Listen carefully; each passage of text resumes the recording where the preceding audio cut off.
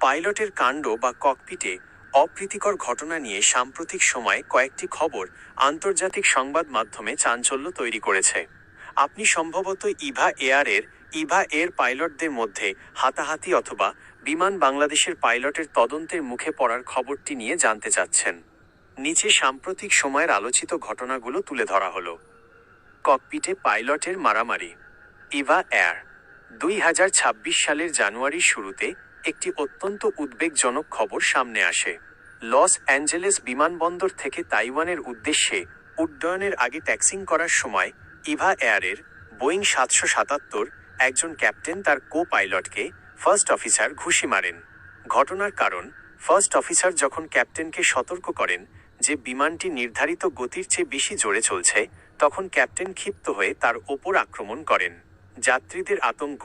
এই অবস্থায় বিমানটি উড্ডয়ন করায় যাত্রীদের নিরাপত্তা নিয়ে চরম প্রশ্ন ওঠে। পরে বিষয়টি জানাজানি হলে সংশ্লিষ্ট পাইলটকে বরখাস্ত করা হয় এবং কঠোর তদন্ত শুরু হয়। 2. চিকিৎসায় অবহেলা ও পাইলটের বিরুদ্ধে তদন্ত। বিমান বাংলাদেশ।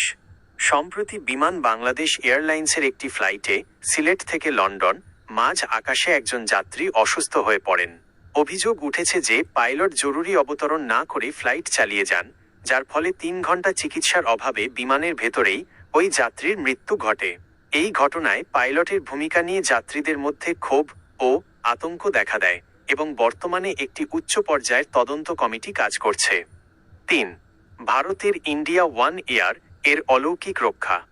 12 জানুয়ারি 2026 ভারতের একটি ছোট বিমান অবতরণের ঠিক আগ মুহূর্তে যান্ত্রিক গোলযোগের কবলে পড়ে।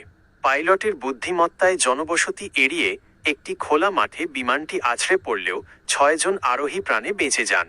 বিমানটি গাছের ওপর দিয়ে যাওয়ার সময় যাত্রীরা চরম আতঙ্কিত হয়ে পড়েছিলেন।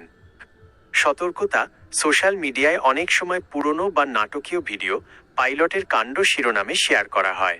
তবে ওপরের এই ঘটনাগুলো বর্তমানে আন্তর্জাতিক বিমান চলাচল সংস্থাসমূহের নজরে রয়েছে। আপনি কি এর মধ্যে কোনো নির্দিষ্ট এয়ারলাইন্স বা ভিডিওর ব্যাপারে আরও বিস্তারিত জানতে চান?